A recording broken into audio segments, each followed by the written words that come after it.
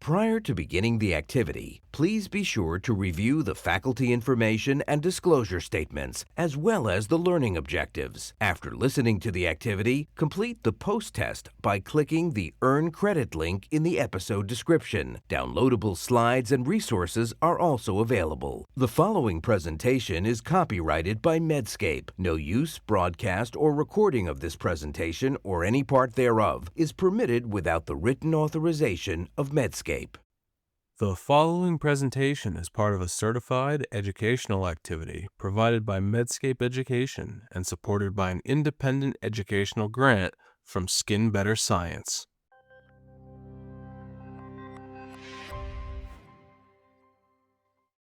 Hello, I'm Giuseppe Valacchi, Professor of Regenerative Medicine at North Carolina State University.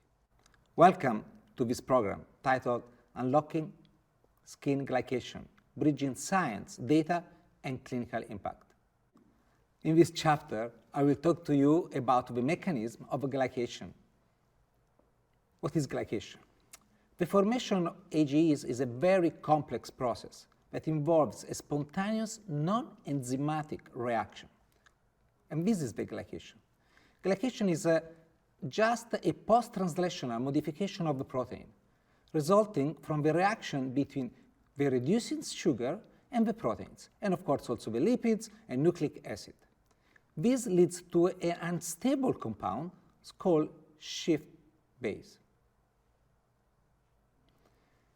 The AGE are formed through several pathways, and mainly the pathways are the Maillard reaction, that all of you know is what gives to the food a very nice brown and tasty flavor. Sugar autooxidation, the lipid peroxidation, and polyols pathway. Don't forget that it's not only glucose that take part of this, but glucose can be converted in fructose, and also fructose can participate to the AGE formation. AGEs are complex and heterogeneous. Actually, we don't even know how many they exist yet. For example, the first form of AGE that has been discovered, maybe you already heard about that, was the glycated hemoglobin, and now is used as a very good marker to understand the quantity of sugar that you have in your blood. AGEs, of course, can derive from exogenous source and endogenous source. The exogenous source are mainly derived by the food and, of course, lifestyle, while instead the endogenous one, they have a complex mechanism. One thing that has to be taken into consideration, independently of the source, they are the same AGEs, so they are indistinguishable between them. Don't forget that the main source, exogenous, of AGEs is actually heating the food. And we all know the Western diet use a lot of high heat food cooking. And these allow us to eat a lot of AGEs during our meals. What about the endogenous AGEs? So the pathway that leads to the formation of AGEs in our body is mainly characterized by three steps. One called the early stage. In the early stage, glucose reacts with a free amino acid group, including proteins, and lead to the formation of this unstable compound, shift base. Then you have, of course, the formation of Amadori product as a consequence, and then you have the intermediate stage, where this product, called Amadori product, actually they react and form the decarbonyl compounds. Then you have the final stage, where you have an oxidation of these groups that leads to the formation of these very active molecules that are the AGEs. Okay, when the AGEs are formed, it's not that the whole thing is finished, but actually they are very reactive compounds. And what they do is start to damage our tissue. So how do they do that? One way is they actually induce an intracellular glycation. What does it mean? It means that they attach to proteins that are already in our cells, and they change the conformation. Means that they change the specificity of the protein, and they change also the function of the protein.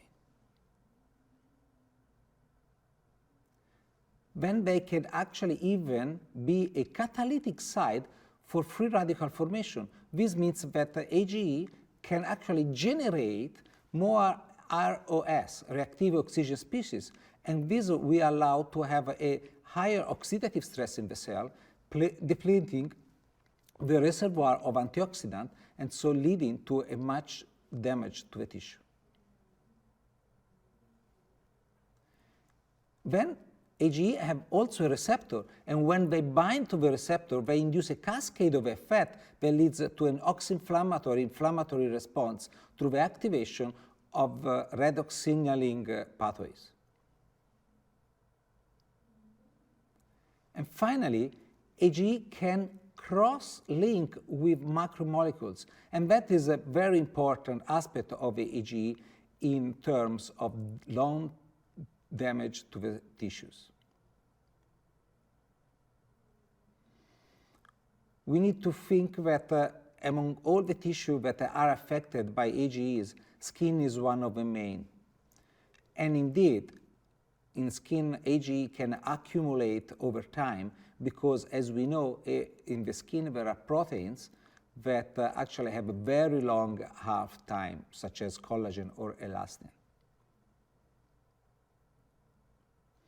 In fact, it has been well shown that AGE can induce several damage to the skin in different ways. One is, as I mentioned to you, is the leading one is, as I mentioned to you, binding its own receptor, and that you have a cascade of inflammatory response. The second is generating more oxidative stress, and this will deplete the skin of vitamin C, vitamin E, and also glutathione. And finally, it can actually bind to important proteins such as collagen and elastin, and this change the structure of our skin. Generally, only long-lived extracellular protein can accumulate AGE. That's why collagen and elastin is a perfect target for AGE accumulation. Think that during your lifespan, from 20 to 80 years, you actually increase the level of AGE in the skin of over 3 times. And these, of course, change not only the aspect, but also the mechanical property of the skin, such as elasticity. So overall, what AGEs are able to do to the skin tissues, they induce apoptosis, means they induce cell death. They induce senescence of the cell, and they interact and alter the ability of the skin to fight oxidative stress because they interact with SOD and catalase. They are 2 of the main enzymes involved in protecting us from ROS. In addition, AGE can affect the extracellular matrix, downregulating the messenger for collagen and also decreasing the level of collagen 1 protein. Not only this, but AGE can also affect the intracellular level of our cells. For example, it's been shown that they can deplete the vimentin level, they can inhibit the proteasome, and inhibiting the proteasome means that you are not able anymore to get rid of damaged protein, and those damaged protein will actually affect your cell responses. Then it can induce DNA strand breaks, and of course also DNA cross-linking with proteins. Thank you, everybody, and continue on the next chapter to hear how glycation and AGEs clinically impact the skin. Hi, I'm Dr. Jacqueline Watchmaker. I'm a board-certified dermatologist, and in this chapter, I'll be talking through the effects of glycation on the skin. We heard a lot in the last chapter on how advanced glycation end products are generated, and now let's talk more specifically about what effect they have on the skin. AGEs damage the skin through many molecular pathways. They can directly damage collagen and elastin by cross-linking them, which causes them to be stiff and less flexible. And this cross-linking also interferes with the normal collagen and elastin turnover and remodeling, ultimately contributing to wrinkles, sagging, and fine lines. Additionally, AGEs can bind to RAGE, which stands for Receptor for Advanced Glycation End Products, which is a receptor expressed on a variety of cell types, including fibroblasts, keratinocytes, melanocytes, and immune cells in the skin. When AGEs bind to RAGE on fibroblasts, it can induce apoptosis, leading to a decrease in production of collagen and other extracellular matrix proteins essential for skin function. Specifically in keratinocytes, AGEs trigger the production of pro-inflammatory cytokines and increased oxidative stress. Melanocytes express RAGE, and AGEs can affect melanin production and alter the melanin synthesis pathway, leading to skin discoloration and hyperpigmentation. AGEs can also affect immune cells and lead to an increase in inflammatory signals like pro-inflammatory cytokines. This causes skin inflammation as well as upregulation of matrix metalloproteases, which degrade collagen and elastin. Overall, AGEs are harmful compounds that can affect many different biochemical pathways and cells in the skin. When AGEs accumulate, they can cause the skin to be thinner and more prone to wrinkles. Additionally, AGEs promote inflammation and oxidative stress, which leads to skin dullness, sallowness, erythema, uneven tone, and acceleration of the skin aging process. Continue on to the next chapter for an in-depth look at ingredients that can help combat advanced glycation end products. Hello, my name is Zoe Diana Dralos, and I'm president of Dermatology Consulting Services. Welcome to this chapter where we'll explore some mechanisms to combat AGEs, also known as advanced glycation end products. There are many different ways that AGEs can be inhibited. You can use carbonyl trapping agents that weaken carbonyl stress. You can use metal ion chelators or scavenging free radicals that inhibit sugar and lipid peroxidation reactions. Cross-linking also can be broken by cross-linking breakers that reverse AGE cross-linking. You can activate the anti-glycation system. Many kinds of herbs and natural compounds inhibit glycation by enhancing the anti-glycation system in the body. And finally, RAGE, receptors of advanced glycation end product antagonists, can also be used. But let's delve deeper. Let's understand exactly what we're seeing here and look at each one of these mechanisms individually. There are a variety of chemical compounds that can impact advanced glycation end product formation. Fundamentally, you want to reduce the production of AGEs, and this can be done through aminoguanidine, which has been studied in diabetic neuropathy. Remember, diabetes, of course, where the sugars in the serum are high, that's an advanced state of glycation because the sugars are so high, they bind to proteins. So diabetes is really an advanced form of aging based on increased AGEs. Thiazolidinediones are primarily used in diabetes management, so many of our oral hypoglycemics, anti-diabetic medications, are helpful in AGE reduction.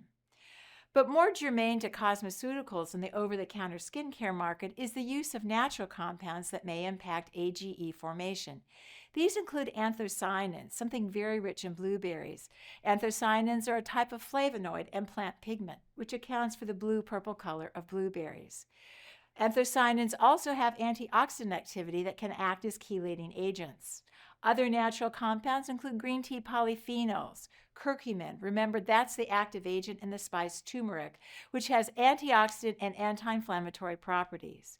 Resveratrol, very high in red wine, has antioxidant and also inhibits glycation reactions, and that is one of the reasons why red wine may be helpful as an anti-aging remedy. And finally, carnosine, which breaks AGE crosslinks, is also worthwhile. But a relative newcomer to the AGE space is rosmarinic acid. Rosmarinic acid comes from rosemary, and that's the spice that you purchase in the store and you love to put on chicken. There are many different ways in which rosmarinic acid can inhibit AGE formation.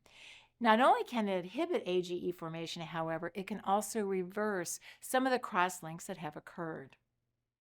Welcome to this chapter where we'll explore the data on compounds that target advanced glycation end products, or AGEs.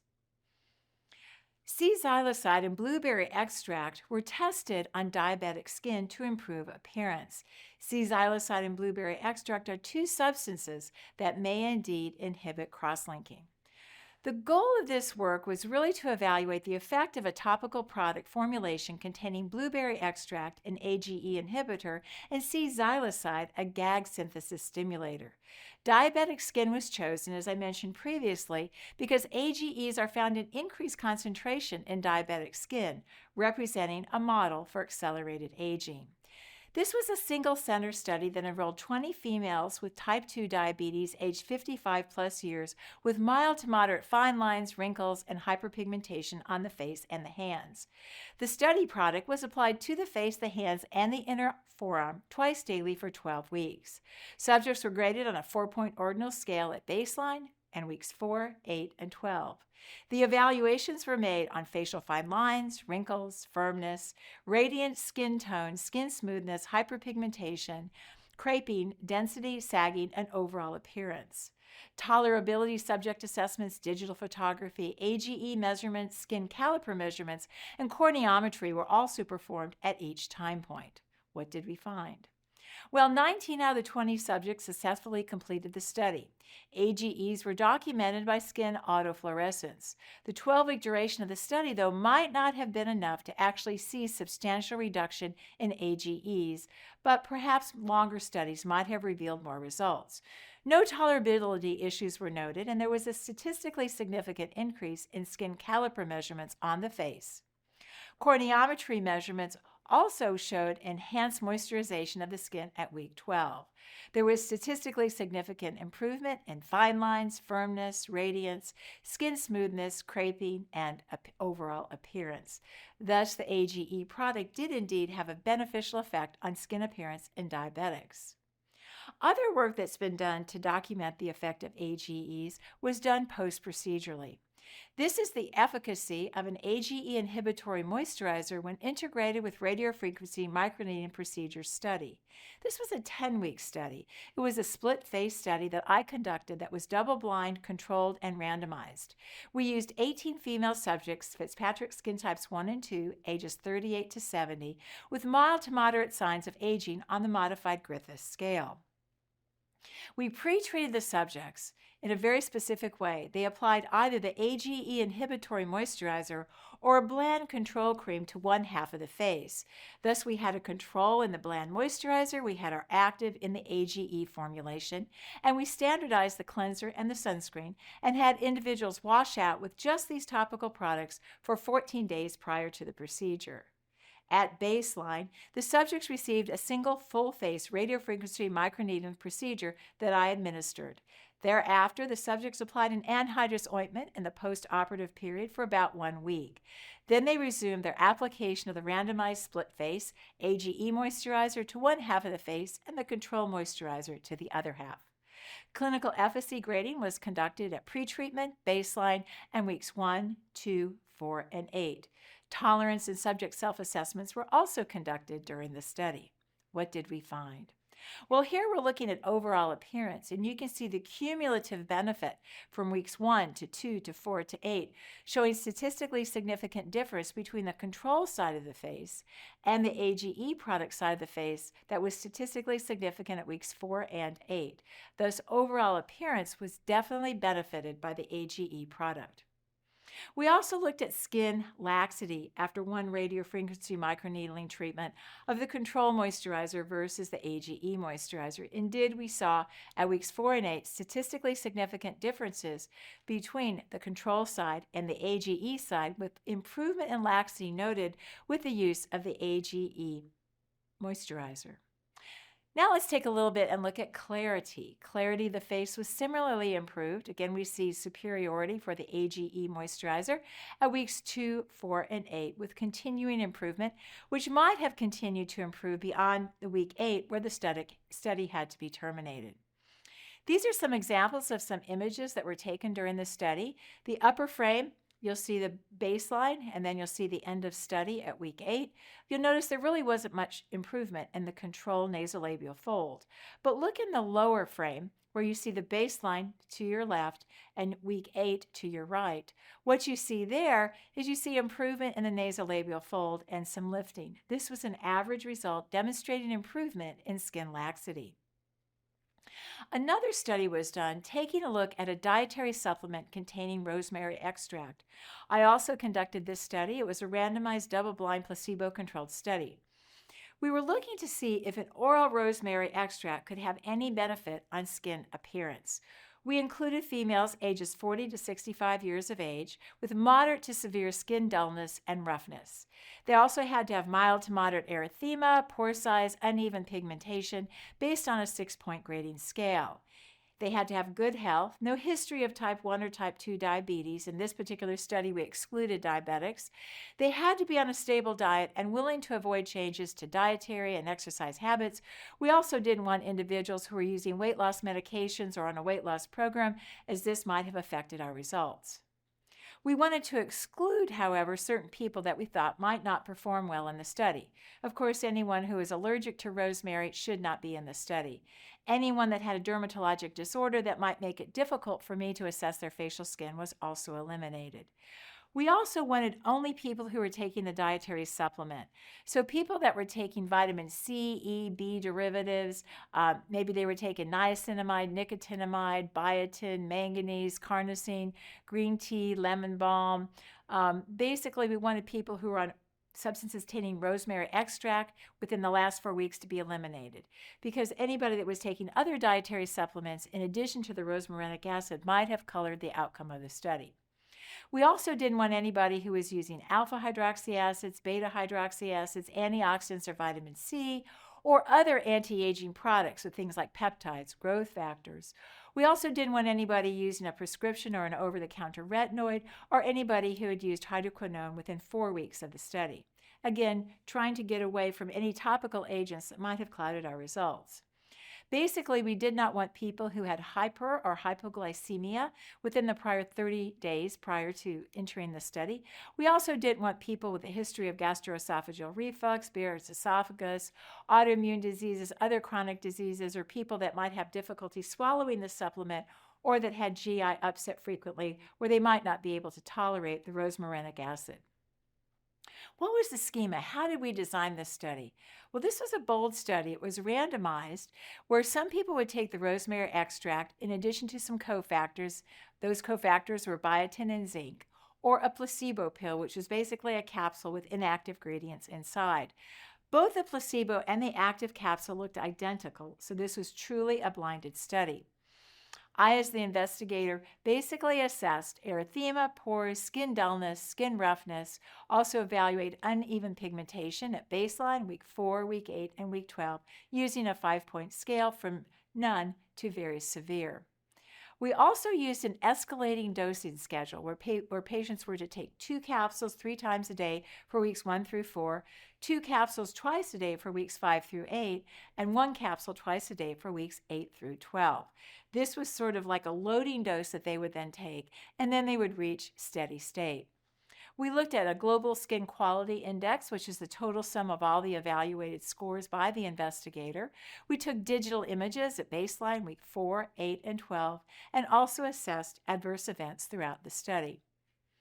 This is a breakdown of the subjects that were indeed enrolled, and you can see that the placebo as well as the treatment group were very well matched. The average age was somewhere around 40, 52, 53 years of age. You can see we had Caucasians, African Americans, Asians, and other individuals, a nice grouping of racial classes. We also had all ethnicities. We had about 10% Hispanic, about 90% non-Hispanic, and all Fitzpatrick skin types were enrolled. And thus what you can see here is that we tried to balance the groups, but we also tried to have a very diverse patient population. So now if we take a look at some of the results, what we're looking at here is the overall scores. And you can see we're taking a look at roughness and texture, dullness, erythema, and pore size. Notice that there was tremendous improvement in roughness and skin texture, and notice that the rosmarinic acid supplement outpaced the placebo shown in gray. And you can also see with continued use and continued ingestion of the supplement, we also had cumulative benefits as well, with benefits noted not only in texture but also in dullness and erythema, and a slight improvement in pores, which you might not expect to have occurred over the shorter duration of this study. We basically also looked at mean percent improvement, and here we're looking at global skin quality. And again, you can see here at weeks 8 and week 12 a statistically significant difference in favor of the rosmarinic acid supplement over the placebo. And it's interesting to know that the improvement continued throughout. Of course, there was some effect of the placebo, and that's very much expected in vitamin supplement studies, because if you give somebody something and tell them this is going to make you look younger, they indeed will believe that it does, which is why it's so important to have a placebo control in nutritional supplement studies, because of the power of suggestion. Here are some representative pictures. This is a Fitzpatrick skin type 2. You can see the results at baseline in week 12. You can see improvement in overall skin texture. You can also see improvement in overall skin dullness.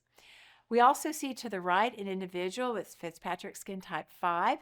You can see in this individual the same types of findings, even though it's a different Fitzpatrick skin type. You can see overall improvement in skin dullness, as well as improvement in skin texture. So what can we say about the data overall? Well, we've talked about topical options to combat advanced glycation end products. We've looked at a study delving into diabetics and how they respond to topical products. We've talked about a combination of topical and procedural. We looked at radiofrequency microneedling when combined with an advanced glycation end product, and we saw that indeed the advanced glycation end product were reduced and did have improvement in visual appearance when a topical containing AGE reversal ingredients was combined with a radiofrequency microneedling procedure.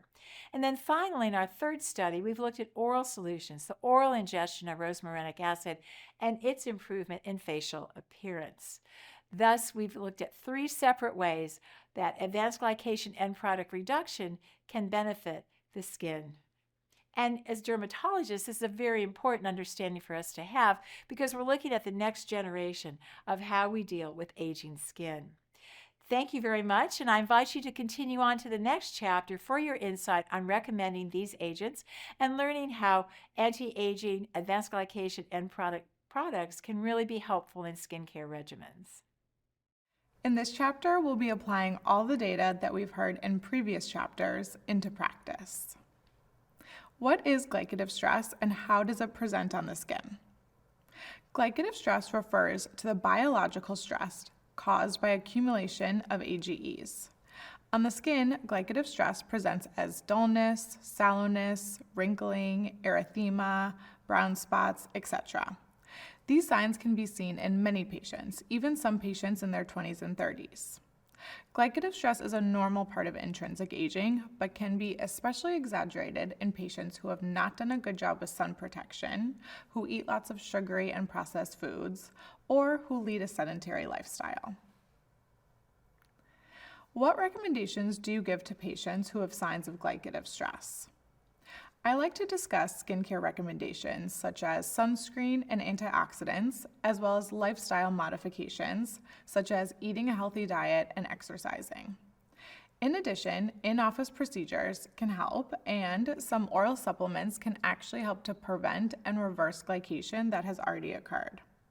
I think it's helpful to combine an outside-in topical skincare approach with an inside-out approach that focuses more on diet and supplements.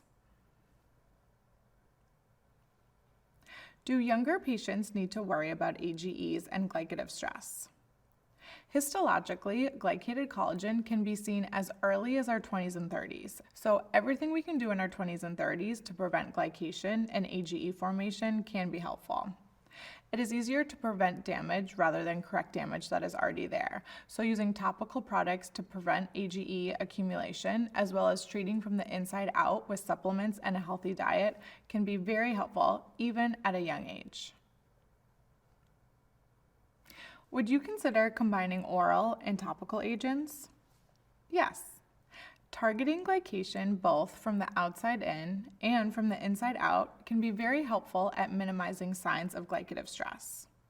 For patients who are already using a gold standard skincare regimen consisting of an antioxidant and a sunscreen in the morning and a retinoid at night, but looking to further improve their skin, could benefit from adding in a supplement that combats glycation from the inside out.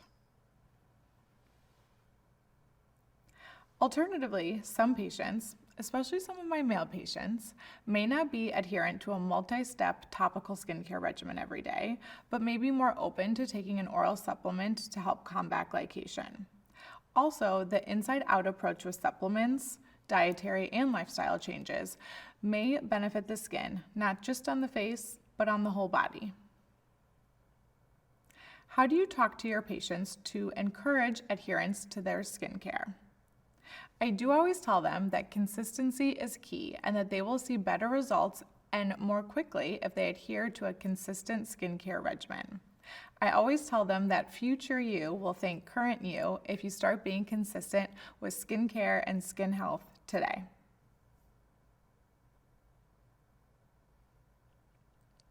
How do you set expectations with your patients? Everything with the skin takes time and maintenance. I like to emphasize that in our first office visit. Whether it's improving acne or starting an anti-aging regimen, nothing is an overnight miracle. I tell my patients to be consistent and patient and that they will see results with time. Luke is a 42-year-old man with Fitzpatrick skin type 2 who has noticed some signs of aging, including some brown spots and some fine lines on his face. He has never had a skincare routine, and he said he doesn't feel ready for any aggressive treatments, but he wants to know what he can do to better manage his skin. We took a thorough patient history. He has always spent a lot of time outside in the sun and didn't really start using sunscreen until he got a bad sunburn as an adult while playing golf. He doesn't use sunscreen every day, but if he's going outside on a warm, sunny day for an extended period of time, he will apply SPF 30 sunscreen. He washes his face twice a day with face wash. He can't remember what it is, but he said it was gritty with exfoliating beads in it. He doesn't use a moisturizer regularly, only if he feels like his skin is really dry after he shaves, and he doesn't use any other topical products. He exercises regularly and says he eats a reasonably healthy diet. He drinks in moderation. He smoked in his early 20s but quit when he was 26. He doesn't do any other recreational drugs. When asked about what bothers him most, he says he feels like he just looks old. He doesn't mind the fine lines, but does not like the brown spots and says his skin just seems dull.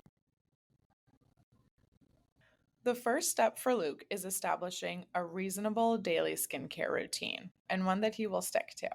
So let's keep it pretty simple. First, a cleanser. Luke uses an exfoliating cleanser twice a day, and sometimes exfoliating cleansers can be not needed and can be a little damaging to the skin. Exfoliating cleansers, especially those with physical exfoliants, may damage the skin barrier and are sometimes too harsh for everyday use. Especially in non-acne prone patients, a gentle cleanser used twice daily is sufficient to remove dirt and debris from the surface of the skin without causing harm to the skin barrier. Moving on to the next step, which would be a moisturizer. In order to maintain his skin barrier, Luke should incorporate a moisturizer into his routine after cleansing in the morning and night. An effective moisturizer will enhance the smoothness, softness, and hydration levels of his skin, leading to improved barrier health and also an improved visual appearance. Moisturizers can also act as delivery systems for active ingredients that can provide additional benefit to the skin. A moisturizer containing skin barrier supporting ingredients such as ceramides, hyaluronic acid, or niacinamide would be an appropriate option for Luke. Moving on to the most important skincare product to use every day, which is sunscreen. The daily use of sunscreen is a key aspect of skincare, protecting the skin from photo damage and photo aging. I always tell my patients that even if you're not going to use sunscreen for the health benefits, do it for the vanity reasons. UV light has long been known to cause skin damage, but visible light can also impact the skin, leading to visible signs of skin aging. A physical or a tinted chemical sunscreen, SPF 30 or higher, is the best option for Luke to provide the most sun protection. Typically, I do tell my patients to use an SPF even 50 or higher if they're truly going to be outside for prolonged periods of time.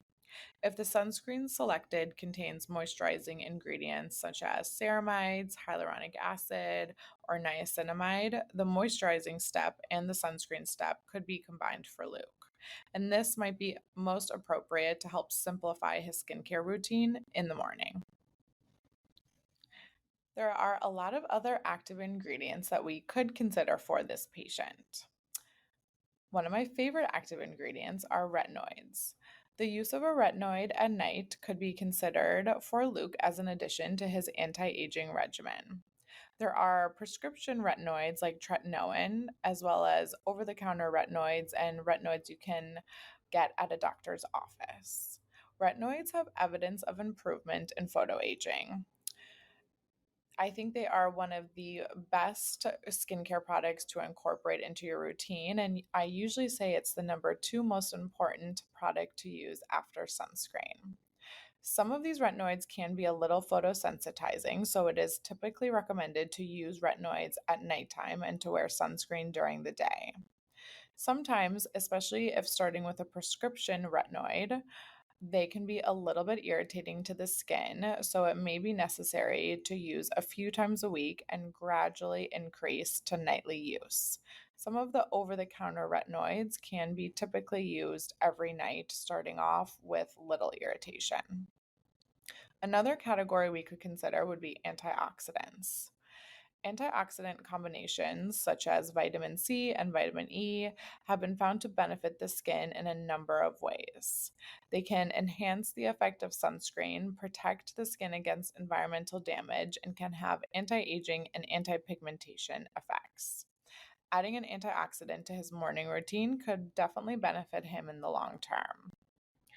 Another category would be AGE combating ingredients. As we've heard, glycation is a non enzymatic process where a sugar binds to a protein, lipid, or nucleic acid, compromising that molecule and forming something called an AGE.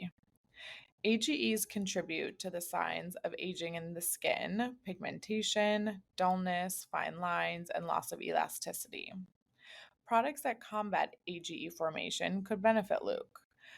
Topical combinations are available, but if he is eager to add more products to his new skincare regimen, then he could consider an oral supplement.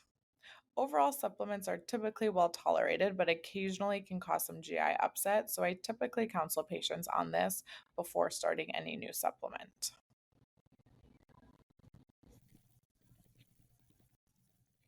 Ariana is a 62-year-old woman with Fitzpatrick skin type 1. She has an established skincare routine that she is really consistent with, but wants to know if there is more she should be doing to take care of her skin. She is starting to get some fine lines and wrinkles, especially around her eyes, and she says her skin looks dull. She says the texture of her skin is rougher and she doesn't like that. She uses a gentle cleanser, an antioxidant serum, and a sunscreen every morning and a retinoid every other night. She has always been very careful with sunscreen application.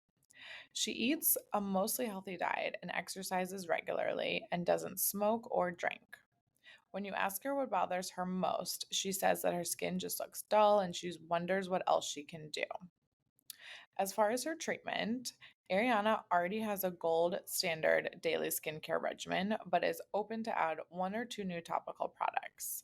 Additionally, she is open to supplements and in office skincare procedures. As far as topicals, she could consider adding an AGE targeted topical cream.